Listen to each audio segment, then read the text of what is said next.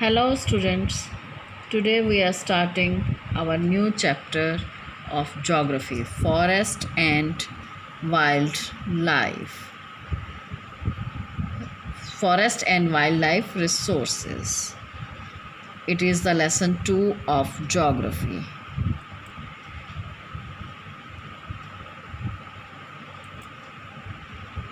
Introduction. इस lesson में हम क्या पढ़ेंगे? This entire habitat that we live in has immense biodiversity. We humans, along with all living organisms, form a complex web of ecological system, and we all are dependent on each other for our survival. Next topic है flora and fauna in India. बेटा आप लोगों को पता है India is one of the world's richest countries in terms of biological diversity. यहाँ पे biological diversity बहुत ज़्यादा है। These diverse flora and fauna are well integrated in our daily life. ये हमारी डेली लाइफ में पूरी तरह से मिक्स हो चुकी हैं flora and fauna. So we take these for granted, इसलिए हम इनको फॉर ग्रांटेड लेते हैं, हम इतना ध्यान नहीं रखते। उसकी वजह से क्या हो रहा है, at least 10% of India's recorded wild flora and 20% of its mammals are on the threatened list, जो कि थ्रेटन्ड लिस्ट में आते हैं, कभी भी एक्सटिंक्ट हो सकते हैं। Our next topic is different categories of existing plants and animal species. अलग अलग कैटेगरीज प्लांट्स और एनिमल स्पीशीज़ की कौन कौन सी हैं?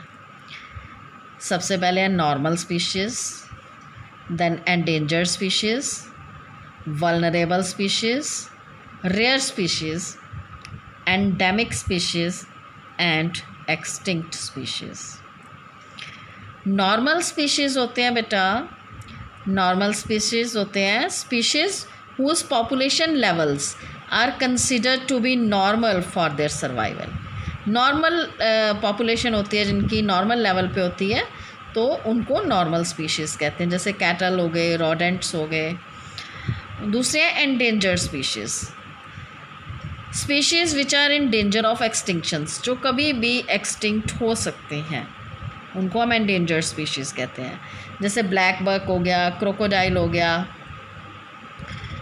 अगली वैरायटी है बेटा वल्नरेबल स्पीशीज़। वल्नरेबल स्पीशीज़ का मतलब है species whose population has declined to levels from where it is likely to move into the endangered category in the near future if the negative factors continue to operate. जो negative factors हैं जिनकी वजह से वो deplete हो रहे हैं, वो अगर कंटिन्यू करते रहें तो इनकी पॉपुलेशन कभी भी एंडेंजर्ड कैटेगरी में जा सकती है। नेक्स्ट है रेयर स्पीशीज़, जो बहुत कम होते हैं, species with small population may move into the endangered और वल्नरेबल कैटेगरी। बहुत कम होते हैं ये, और ये कभी भी एंडेंजर्ड या वल्नरेबल कैटेगरी में जा सकते हैं। नेक्स्ट है बेटा इसमें एंडेमिक स्पीशीज़। एंडेमिक मतलब जो स्पीशीज़ सिर्फ किसी पर्टिकुलर एरियाज़ में पाए जाते हैं, यूजुअली ऐसे एरियाज़ जो कि नेचुरल या जोग्राफिकल बैरियर से आइसोलेटेड हुए होते हैं, जैसे अंडमान वाइल्ड पिग हो गया, निकोबार पिजन हो गया, ये एंडेमिक स्पीशीज़ में आते हैं। नेक्स्ट है एक्सटिंक्ट स्पीशीज़। एक्सटिंक्ट स्पीशीज़ वो होते हैं which are not found after searches of known or likely areas where they may occur। मतलब जहाँ पे वो अक्सर पाए जाते हैं वहाँ पे ढूंढने पे भी वो नहीं मिलते हैं, तो वो एक्सटिंक्ट स्पीशीज़ होते हैं, जैसे Asiatic cheetah, pink head, duck etcetera.